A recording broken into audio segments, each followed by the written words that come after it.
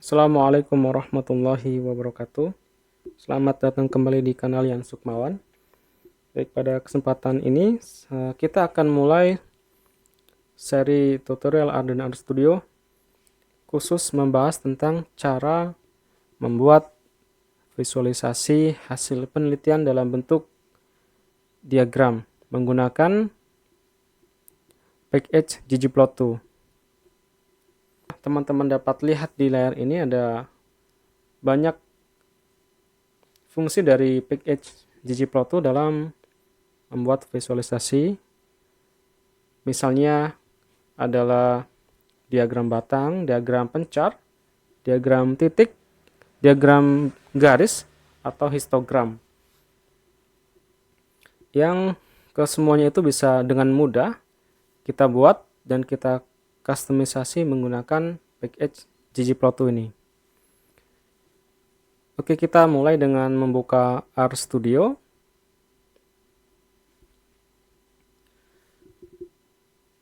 Seperti biasa kita perlu mengimport data terlebih dahulu. Saya akan import dari Excel.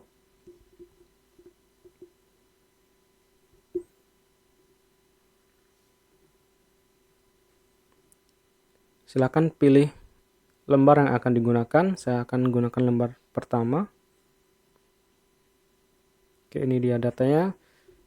Saya akan membuat data lebih singkat dengan membuat nama baru menjadi data. Oke, ini dia. Kemudian saya akan tampilkan 5 baris pertama dari data ini. Oke, ini data sudah muncul di sini. Kita bisa dengan mudah membuat sintaks dengan membuat R script yang baru. Kita akan ketik script di sini ya, sehingga kita bisa atur geser kanan kiri ini. Ini disesuaikan saja nanti. Untuk membuat ggplot, kita perlu mengaktifkan library ggplot2.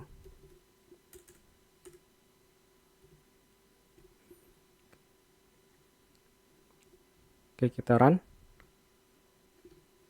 Bagi teman-teman yang belum menginstall package ggplot2, maka teman-teman perlu menginstal terlebih dahulu ya, dengan klik install, kemudian ketik ggplot2, kemudian install dengan sambungan internet. Nah, pada data ini ada beberapa hal yang perlu dijelaskan. Kita punya data, ini dia datanya, kemudian kita punya sumbu X, ini adalah sumbu X, clone. Kemudian yang lain ini adalah untuk sumbu Y-nya. Nah, sehingga dari awal kita harus tentukan, kita harus ketahui mana sumbu X, mana sumbu Y. Nah, setelah itu kita bisa mulai membuat plot dengan mengetik ggplot. Oke. Kemudian kita masukkan nama data. Ya, ini dia data koma. Kemudian kita ketik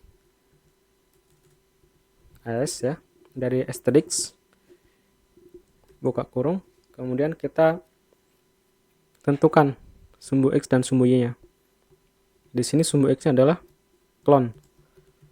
Ya, yang ini. Kemudian sumbu Y-nya adalah misalkan TT ini, tinggi tanaman ya.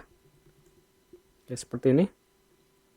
Jadi di sintaks ini untuk pengetikan nama sumbu misalkan ini harus sama persis dengan yang ada di data. Jadi kalau huruf K-nya besar, huruf yang diketik-ketik harus K besar juga. Oke, seperti ini. Kita klik run. Nah, seperti ini tampilan awalnya. Ini masih belum menunjukkan sebaran datanya di sini, sehingga kita perlu buat ya, kita tambahkan di sini. Kita akan buat bar plot ya, sehingga kita perlu mengetik geom underscore bar. Jadi untuk plot di ggplot2 ini bisa berupa bar plot, ya, dengan membuat geom underscore bar, bisa juga misalkan box plot ya, geom underscore box plot dan seterusnya. Kita buat geom bar ya, kemudian kita ketik start, ketik 1 identity seperti ini, kita run kembali. Nah, ini dia tampilannya.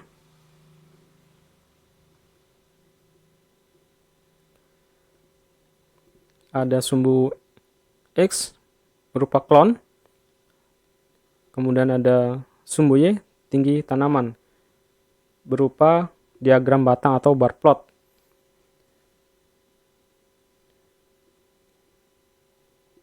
Di sini belum ada keterangan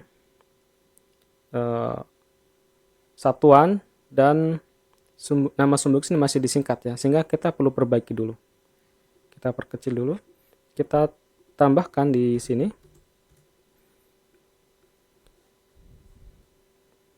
Kita bisa ketik ulang ya X-labelnya, X-lab dalam kurung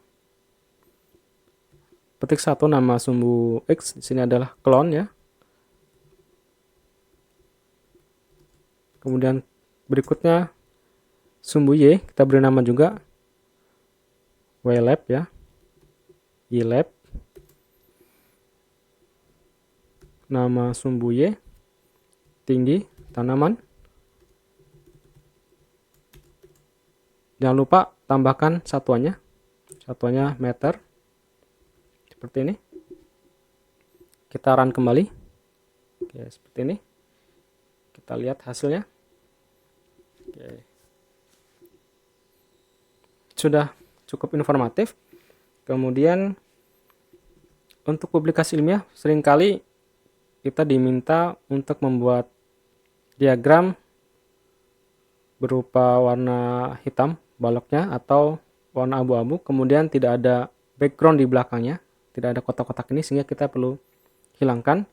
Nah, kita bisa buat temanya di sini, theme underscore klasik ya.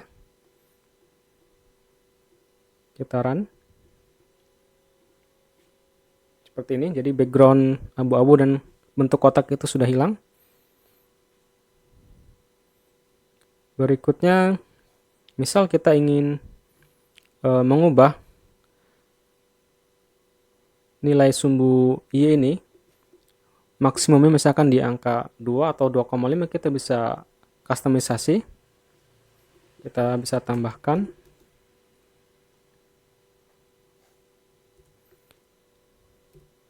Y-lim-nya. Misalkan 0,2 misal. Kita run. Ya, seperti ini. Jadi sumbu Y-nya nih maksimum di angka 2,0. Seperti itu. Berikutnya kita bisa atur misalkan nama klon ini bentuknya mendatar ya, kita buat miring 45 derajat ya, kita bisa atur juga. Kita tambahkan di sini theme, buka kurung, kemudian kita akan atur aksisnya, aksis teks. Untuk sumbu X, oke, ini ada yang keliru ya, titik ya, axis.text.x, kemudian elemen underscore text, kita atur sudutnya sebesar 45 derajat, nah, sehingga angle-nya ini 45. Oke, kita run ya, seperti ini. Nah, sudah posisinya berubah 45 derajat, tetapi ternyata karena ini ada cukup panjang katanya hurufnya ini, sehingga ini melampaui garis sumbu X ini. Jadi tampilnya kurang begitu estetik. Nah, sehingga kita perlu tambahkan di sini koma. Adjust-nya kita atur 1 ya, supaya nanti lebih turun dari posisi awalnya. Kita run. Oke, seperti ini. Ya. Jadi nama sumbu X-nya ini tidak menembus atau melewati garis sumbu X ya, lebih estetis. Oke, mungkin ada lagi yang bisa ditambahkan, misal kita ingin mengubah warna dari masing-masing clone ini supaya berbeda antara clone yang satu dengan yang lain. Ini bisa kita tambahkan lagi di sini di kustomisasi, di samping nama sumbu ini kita bisa ketik fill, kita isi dengan clone ya. Seperti ini. Kita run ya, jadi warna masing-masing clone ini sudah berubah berdasarkan perbedaan clone ya, seperti ini. Ini kalau diperlukan saja, kalau tidak maka tidak perlu. Kemudian misal kita ingin menghilangkan keterangan legenda di sini ya, kita bisa hilangkan di sini dengan menambahkan tema untuk legenda ya, tem legend, kemudian positionnya. Oke, ini dia, kita ketikkan none ya. Oke, seperti ini, kita klik run. Oke, sehingga legenda yang ada di sebelah kanan ini akan hilang ya, demikian seperti ini ya.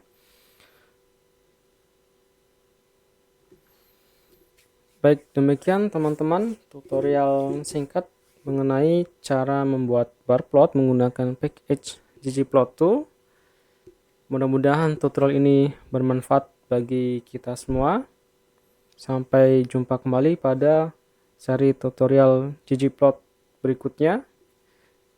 Assalamualaikum warahmatullahi wabarakatuh.